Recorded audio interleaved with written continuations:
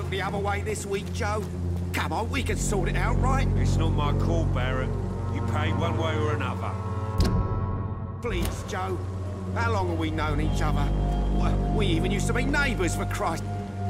Fancy buying something, sir? You never lose your focus, do you? Right then. Show me what you have.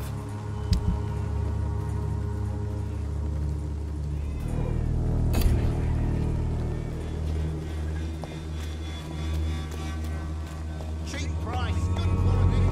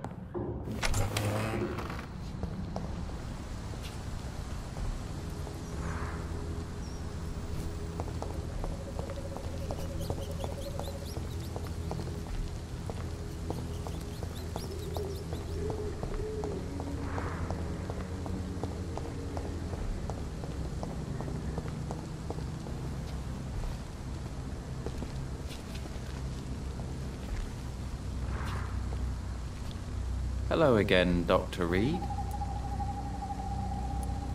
Have you any recent news of Aloysius Dawson? I try not to listen to gossip or rumors. Unlike my brother, I am only interested in facts. Goodbye for now, Mr. Baker. Good evening, Mr. Baker. Why do I always have feelings of déjà vu when I talk to you? Twin brother. Wherever they are now. You knew Aloysius's twin brother? Yes. I think we were even together in the Gemini Club for a time. A somewhat secret society that only accepts twins as members. Goodbye, Mr. Baker.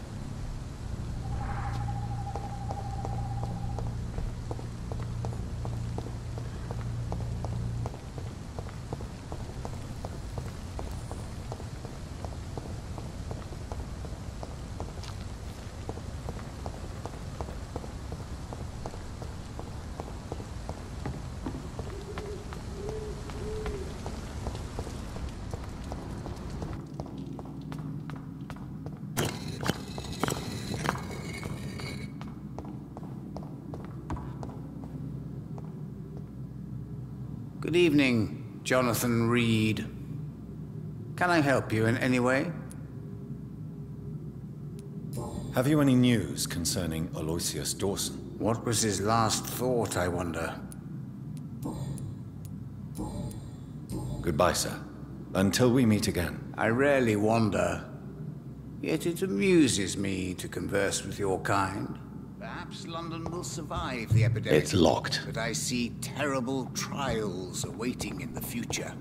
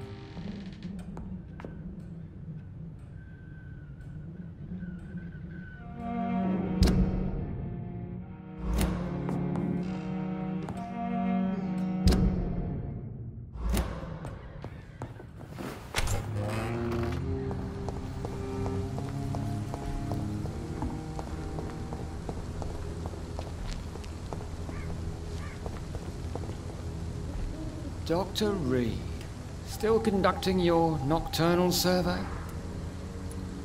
Have you recent news of Aloysius Dawson? I just heard he finally died. We all have to go one day, do we not, Dr. Reed? What are you investigating, exactly? Mr. Kimura's been murdered. Always the same injuries.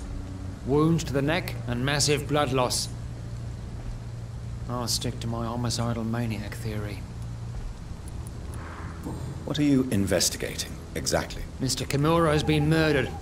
Always the same injuries. Wounds to the neck and massive blood loss. I'll stick to my homicidal maniac theory.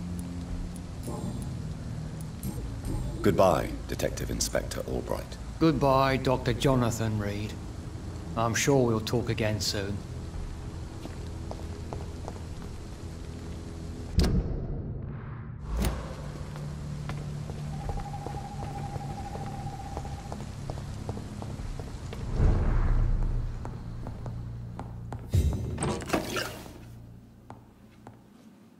Good evening, Miss Price.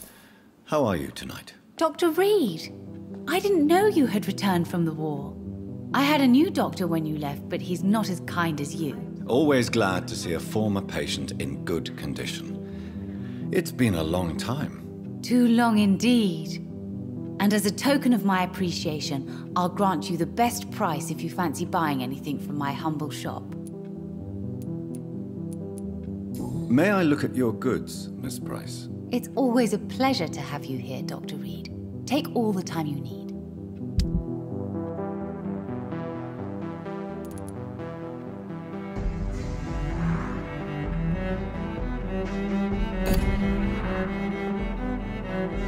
Good evening, Miss Price. You know you can call me Carolyn, my dear doctor.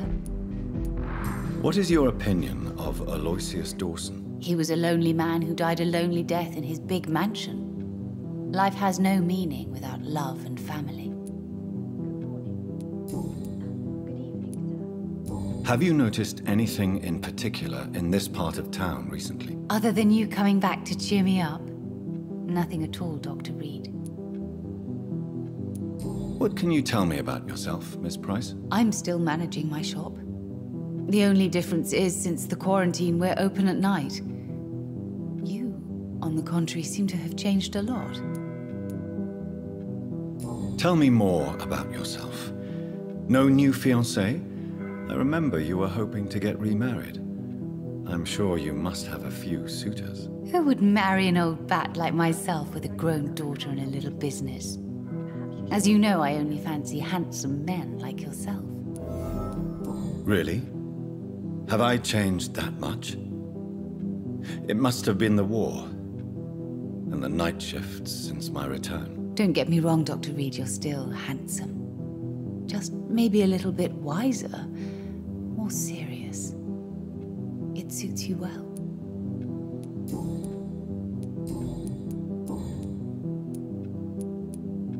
Does your daughter... Carol, since you returned, she's almost a young woman now. But she'll always remain my sweet little baby. So you're less afraid? Some things never change. Carol is still too clumsy for her own good. Sometimes her innocence puts her in real danger.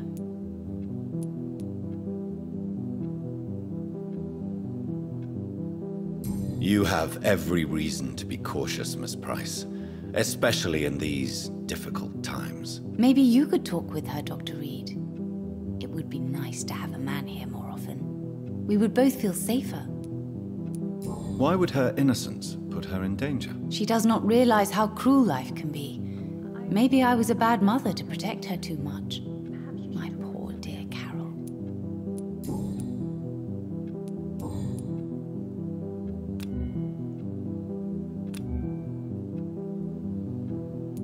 Goodbye for now, Miss Price. I hope you can stay a little longer this time.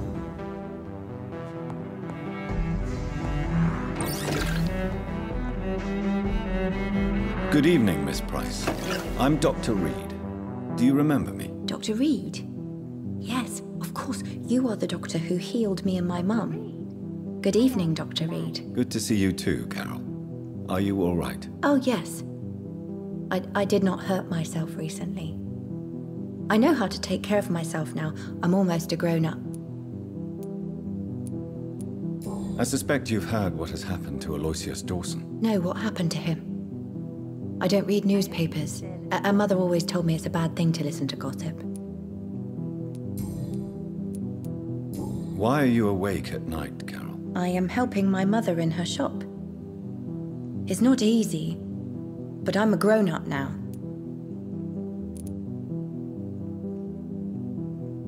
Why is work not easy? Is something or someone bothering you? Oh no, most people are gentle with me. But I'm so nervous sometimes. I pay no attention and hurt myself. Good thing my mum learned first aid. I'm sure your mother is grateful for your help. I do the best I can. But I'm so clumsy sometimes. I drop things. I injure myself. It's a good thing my mother has the patience of an angel. What can you tell me of the people living nearby? I don't speak to many people, except our customers. It's not easy to make friends. And with the epidemic, it's even more. Some of our regular customers have left London. Some others only send their housemaids now. Everybody fears the contagion. I've even seen men with weapons. Have you no friends at all? No. Mr. Nithercote used to pass by and was always nice to me. Does he not come by anymore? No. Mum said he was weird. Always reciting poetry about a girl he'd met in Whitechapel. I wonder who this camellia may be.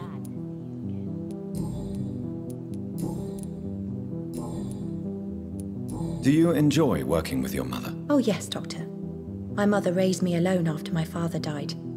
We've always lived together, and she has always watched over me. I hope you can stay a little longer. Do you remember your father? No, I was just a baby then. My mother always told me how strong and good he was. Do you ever think about getting married now you're a woman? Oh no, Dr. Reed. Mum always says I'm still a child who has no idea how tough life can be. No husband would like a clumsy girl like me.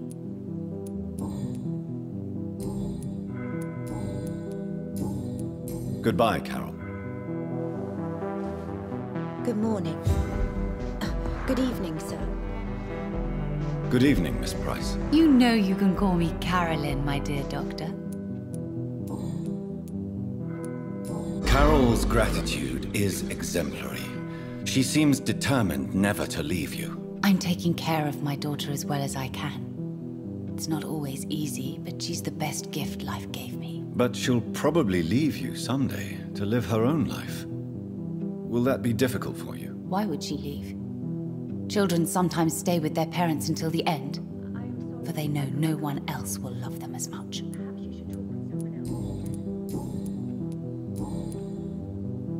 Goodbye for now, Miss Price. I hope you can stay a little longer this time.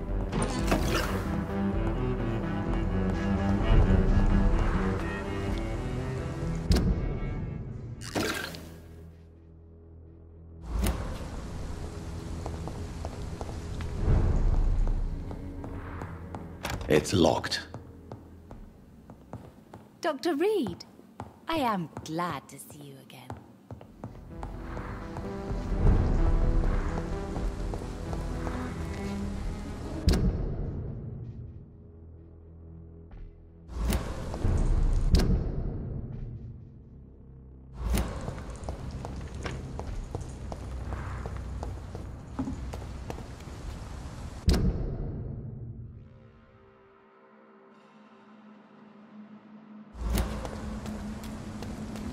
You London vampires are so weak!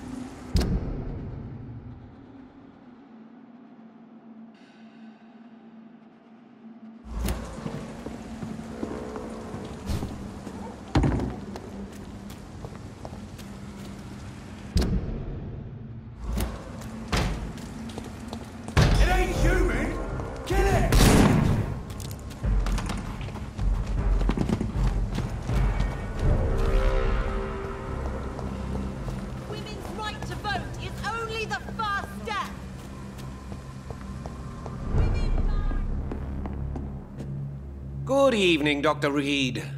A great night, what?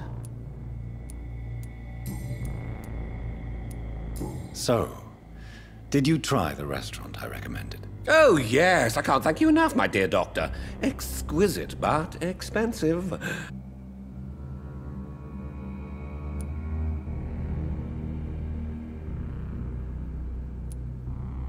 Don't you think your money could be better spent in these difficult times? Your words hurt, Doctor. I thought you and I were friends.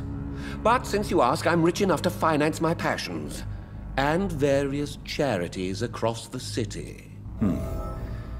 Perhaps my words were too harsh. Please forgive me if I've upset you. Oh, no harm done. After I die, all my fortune will go to the suffering people of the East End. Until then, I aspire to live the most pleasant life possible.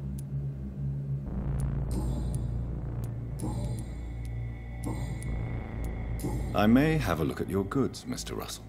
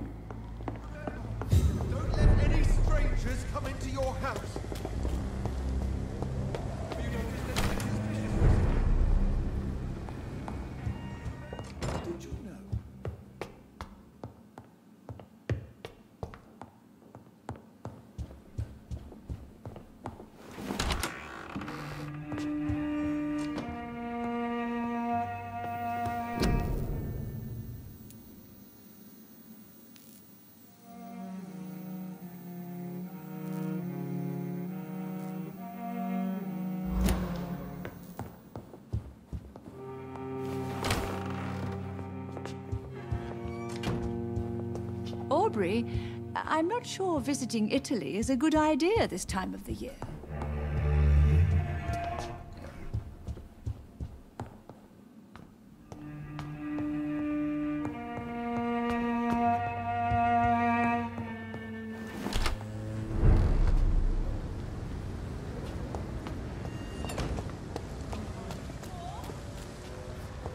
I may have a look at your goods, Mr. Russell.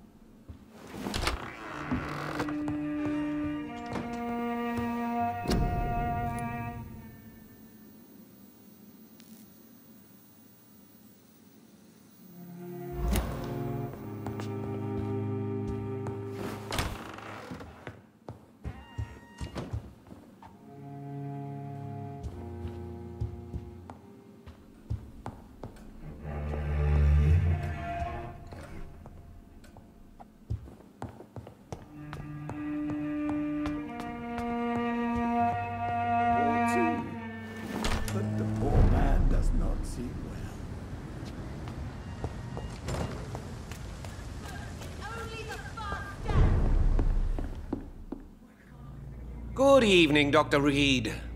A great night, what? I may have a look at your goods, Mr. Russell.